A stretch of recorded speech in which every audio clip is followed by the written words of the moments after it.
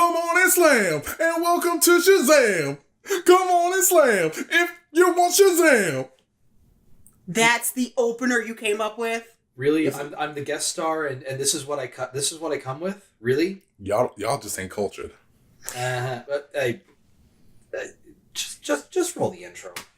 Hey guys, it's Daria, and yes, the Kaiju Beasts are back, and not only that, we have a super duper special guest with us, Matt, who is also here with us to review, if of course you didn't hear D, Shazam. I don't know how that correlated with Shazam, but we have Shazam for you. D, play my music.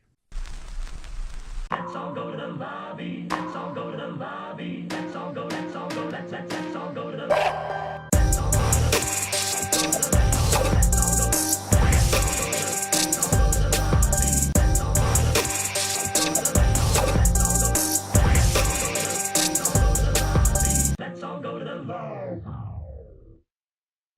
Gentlemen! You have bullet immunity! I'm bulletproof. You're dead. Sorry about your window, but you're welcome for not getting robbed. Oh, hey, what's up? I'm a superhero.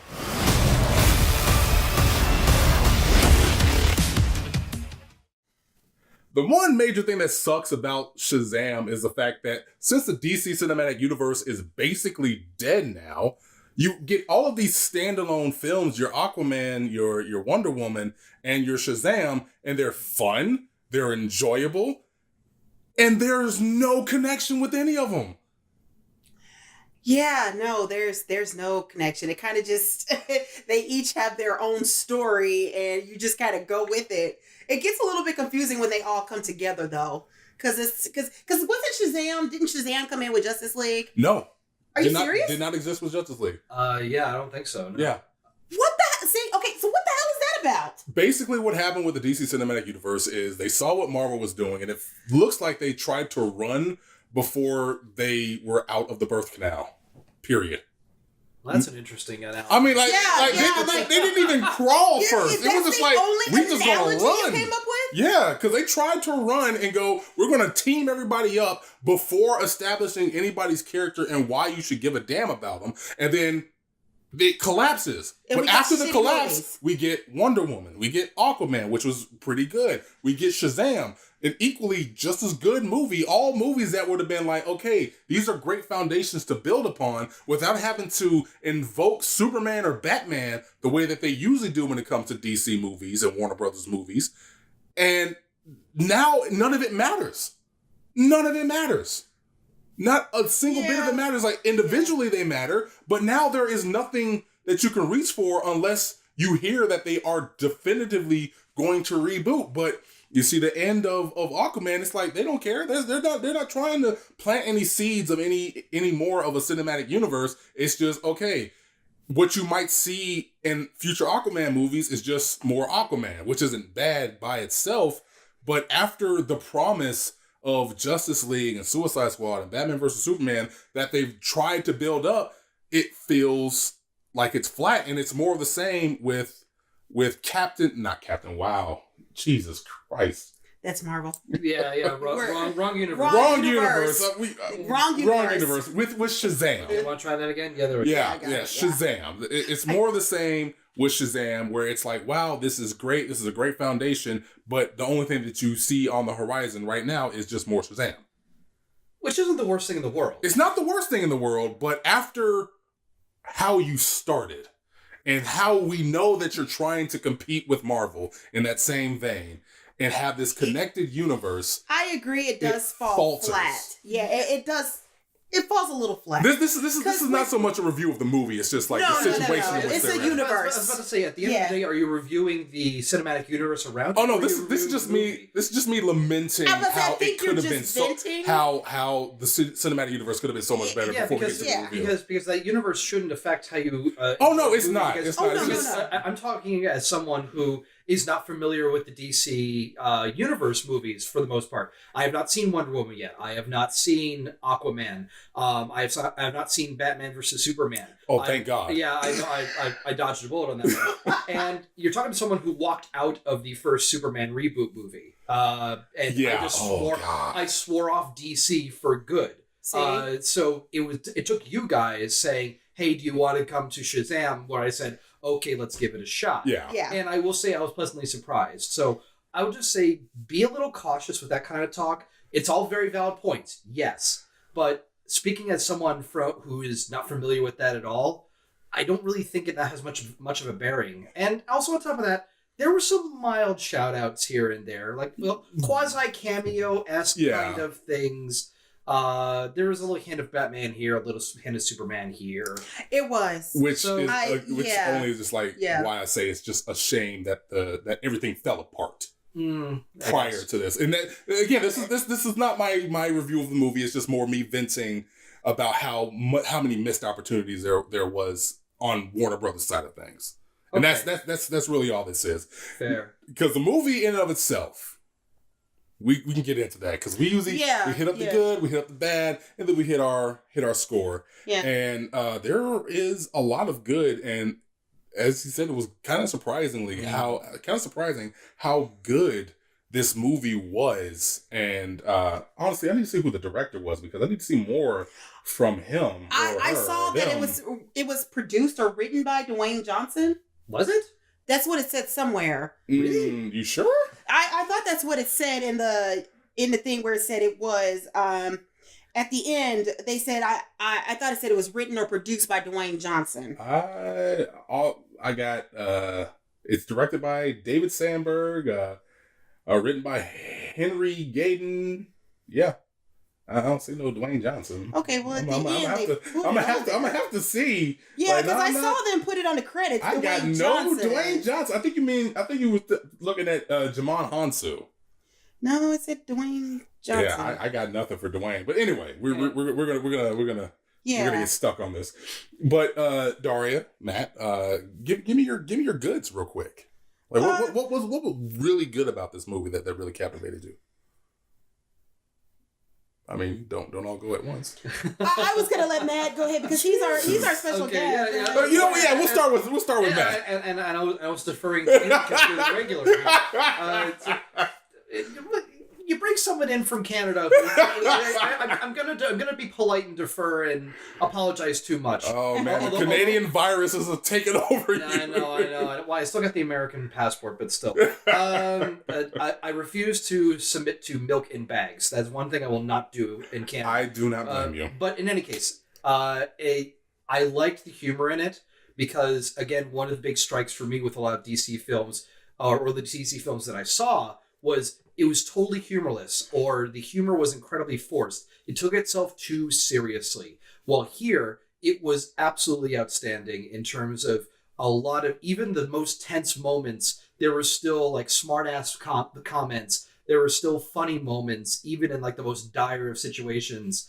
The humor was on point. It hit a lot of superhero tropes quite well. The acting was well done. Overall, I really loved how they hit that right balance of humor and storytelling for the most part. Okay. And it really redeemed DC movies in my eyes. Okay, wow, that's a big step. I'm now willing to see DC movies again. Okay, that's a big step. And honestly, like as I said, we've been reviewing a few of the DC movies. We enjoyed Aquaman for that very reason. They put the right amount of humor in it, and it didn't feel as forced. It felt like it felt very organic. It did. And Wonder Woman, while there wasn't as much humor, it didn't take itself as seriously. It was very hopeful in a way that Superman movies should have been, but apparently weren't. So yeah, I'm fully with that. D, what's your? I agree with Matt. I was pleasantly surprised. Not only that, I appreciated color. We got color again, just like Wonder Woman, Aquaman. We got color. It wasn't drab. It wasn't dreary. Yeah, it wasn't drab. It wasn't dreary. It wasn't like muddled colors, and you're trying to distinguish whatever they do with that. Who are we fighting? Yeah. Like you had your villain, you had your good guy, you had your humor in the exact places where they needed to be. Mm-hmm. I have to say everybody on screen was captivating. You cared about him. Yeah. You understood why they did the choices that they made and whatever, but I thoroughly enjoyed Shazam. Yeah. Honestly, I'm with you on that. What I really enjoyed was how they handled the villain arc, because it wasn't something that was like the B plot. It didn't feel like the B plot. It felt like the absolute crux and focus of the movie until we got to our Shazamming. Yeah. But it was perfect. Yeah, I think we were talking earlier saying that the way the movie starts out, you're not sure where they're going with this. Yeah. And it's a really intriguing... I agree. I like the way they treated the villain in this one. Oh, yeah. And also, you have a lot of child actors in this one, and they are phenomenal. They are. I was not expecting to actually give a damn about Shazam when he was Billy Batson, but Billy Batson was great. Jack Dylan Grazer, who played Freddie Freeman, he was great. He was outstanding. Yes, exactly. Yeah, he was outstanding. And he's honestly, despite the fact that Billy Batson and the villain were the main focal points of the movie, he was one who was the driving force of the movie, progressing the story forward as well as he did. To the point where, even when he's off screen, you had to focus on him and what he brought to the table. Yeah. And that was surprising to me, but he did a great job in this. The acting was great. The color was absolutely phenomenal. Yeah. Because, as I said, from Justice League and Batman vs. Superman onward, they brought color into the DC cinematic, and I think that's world. That's what you were trying to vent about, right? With the universe. That's what you were trying to vent they finally fixed the things that made the DC Cinematic Universe, or the proposed DC Cinematic Universe, a thing, and it's now basically collapsed because there's no Batman, there's no Superman. And honestly, let that be the thing. Let there be no Batman. Let there be no Superman. Focus on these auxiliary characters, which is what happened in Marvel. They focused on B and C characters and made you care about them, and now they are the driving point of Marvel. Yeah. Yeah. This needs to happen. Yeah. So I enjoy the color. I enjoy the action. I enjoy the villain. This movie is almost perfect until we get to the bad. And I would defer to them, but since I have the table right now, I'm going to sit here and take it while I can. Go for it. Go right ahead. This movie, for 90% of the movie, is an amazing, great movie. Has great humor, pushes the story along, doesn't fall into the usual superhero tropes, and then for the final 10% of this movie, it talked itself out of a perfect 10.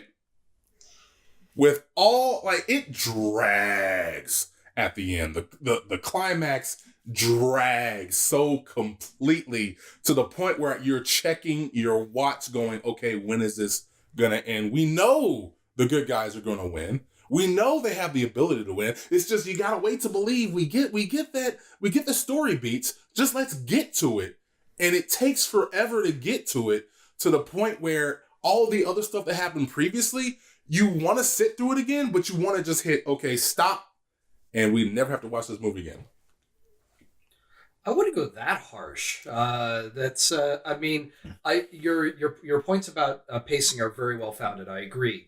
Towards the end, it's just okay, get on with it. It was unfortunate because you're right. As I said, hit it out of the park for 90% of it. However, at the end, even when the heroes have their victory and that kind of thing, in the back of my mind, I was going, okay, are they going to bring in another baddie just to prolong this? I was waiting for somebody to come from behind and whack or something like that, because that's the vibe that whole thing went. It's just all right, they won. What do you mean there's something else? All right, all right, cool. They're big. What do you mean there's something else?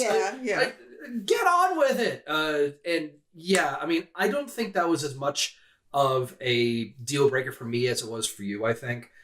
For me, the thing that caught my eye and the thing that made me go, was there were a couple of tearjerker feels scenes in there.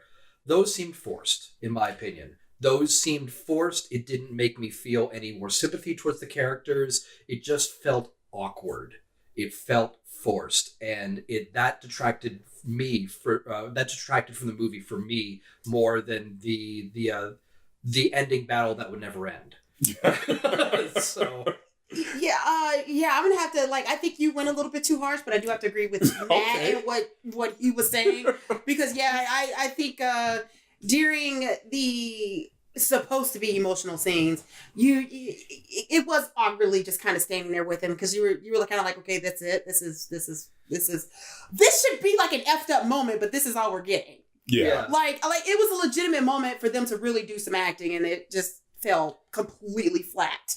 And then you get to certain other aspects that you're supposed to feel some more, and it's prolonged for me. And I'm just like, okay, when are we done with this scene? We get it. This is going on. That's going on. We get it. Yeah. We get it. Yeah. But it just kind of lulled and lagged for me there. Yeah, like at the end with the fighting and all the goings on there. I was kind of like, okay, this is all we're getting for the fighting. Like nobody else is coming in. It's just we're battling this person and that's it. Because I was kind of like with Matt, like, okay, is somebody else going to pop up? We're going to get a cameo? What? Anything? And that's what it was for me. Okay. Okay. And a very, very minor nitpick for me in the bads things. Just because I'm a nerd like this. The movie's supposed to take place in Philadelphia. Kudos for them for picking a city that isn't normally used as a setting, aside from Rocky movies. Okay. Or M. Night Shyamalan movies. Which is, you don't want to be compared to those. Yeah. So kudos to using Philadelphia. However, they were sloppy because it was very obvious a lot of the movie was filmed in Toronto. Because I live in Toronto now. I saw a few places where I went, I walk past that building to work every day. What the hell? And then on top of that, like, there's a lot of scenes where you can see the skyline in the background. There's a building that has a big ass TD logo, which stands for Toronto Dominion Bank, a Toronto bank, right in the skyline. It isn't a Philly skyline. They managed to just post production put in.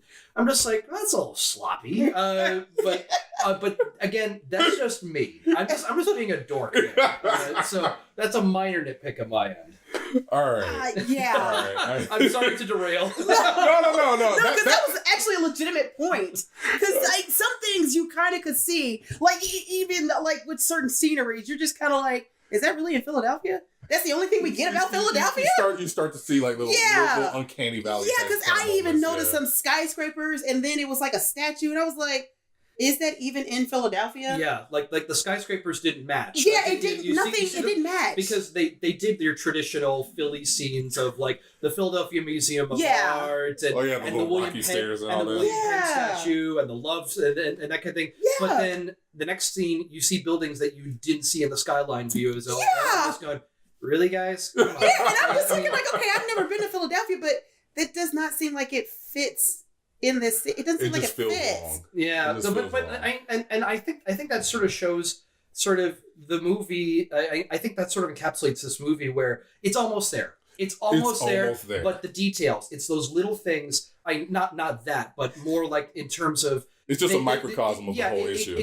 The end could have been a little more tight. They could have taken a little more time to deal with the end. They could have taken a little more time to try and figure out how to make the feel scenes work instead of just sort of jamming in there and going for the ha-has, which again I appreciate. But I agree. That's sort of like a little, just another little sign that's saying not quite there. Yeah. You know? Yeah. Which honestly, aside from probably Wonder Woman, has been our consensus with most of the DC movies that have been coming out post Justice League. It's just like it's great, but it's just not there. Yeah, it's like something just not there yet. It's like they're missing a part, like a small little ingredient in the formula. Yeah. Just a little bit. But we're getting there. It's like we're getting there. It's like we're past Suicide Squad. We're past Superman versus Batman. Even Justice League was enjoyable for me. Because like even Suicide Squad is getting a reboot. It's not even though it's a sequel, but it's like a sequel boot. Yeah, if that makes any because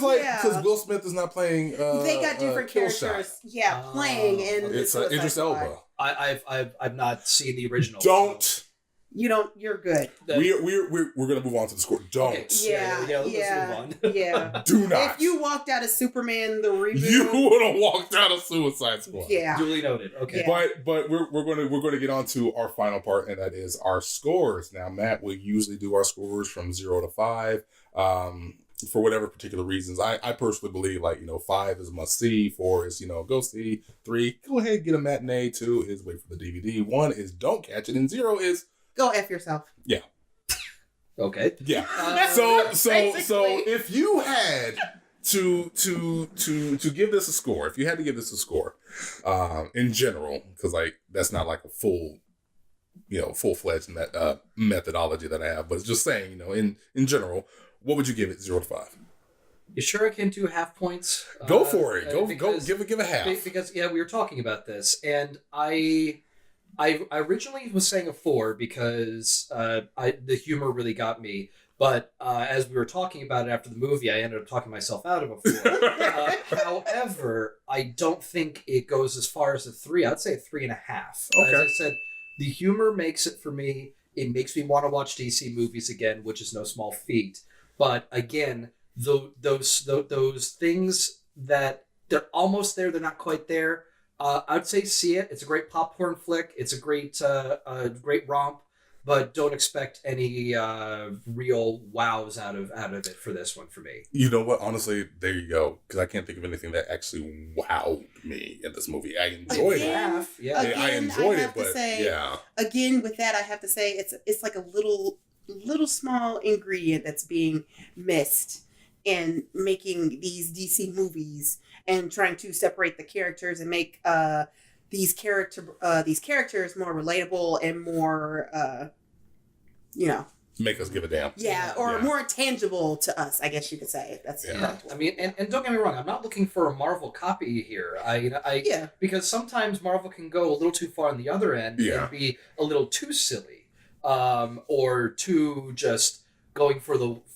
Wow. Yeah. Where you're finally exhausted at the end of the you're just movie. going. I need to catch up on Marvel movies. I haven't seen any because they're exhausting to me. Yeah, I get you. I get you. But to your point, it's just not there yet. Yeah. All right, what's your score? I will have to give it a 3. Okay. Just full on straight up 3. Yeah, I just honestly have to give it a 3. Like I said, some parts. I mean, it's a good movie. Go see it. Go catch it. The humor is there. It's some things were missing for me. All right. This movie is even though to Matt's point, I don't want a clone of Marvel, mainly because I grew up on the DC comics. I love DC characters far more than I cared about the Marvel characters, save for maybe Spider-Man. DC comics was my thing when I was a kid. And Marvel has their own thing, but what I expect out of DC is a lot of hope, which is what I always got out of the comic books, was more hope than I got out of Marvel. Mm. With that being said, there's just something missing with the Aquamans. The Wonder Woman got it close to perfect, but this one there's something missing, and because of that, I can't give it a full 4. Yeah, it's not bottom of the barrel 3. It's 3 and add some decimal points. It's pie right now. 3.1415. Yeah. Yes, it is pie. It's just give me a random number generator of just numbers after the 3 point, and that's perfect.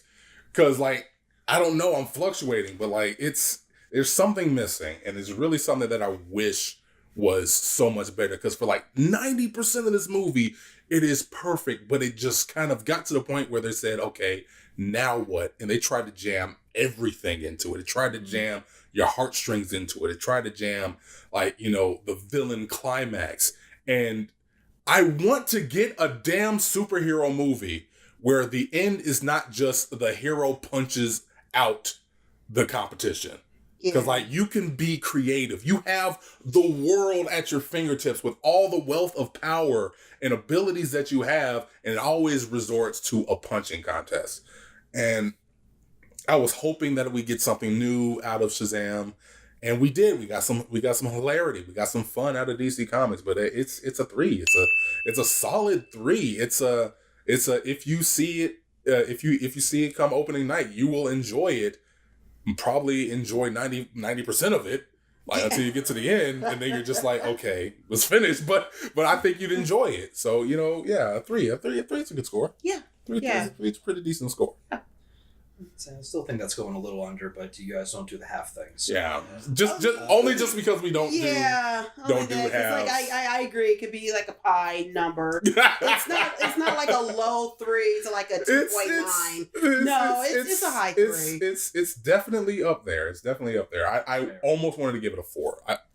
I honestly do want to give it a 4, but like every time I try, it's like no, you talk yourself out of it. It's not there yet. Yeah. It's not. You'll get there one day, little kid. You'll get there one day, Billy Batson. You'll Shazam yourself up to an actual Shazam.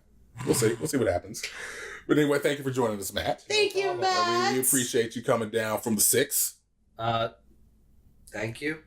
I'd say, as an aside, not many people actually in Toronto call it the 6. Okay, you know what? You want to end it now? We're gonna end it. Kaiju out.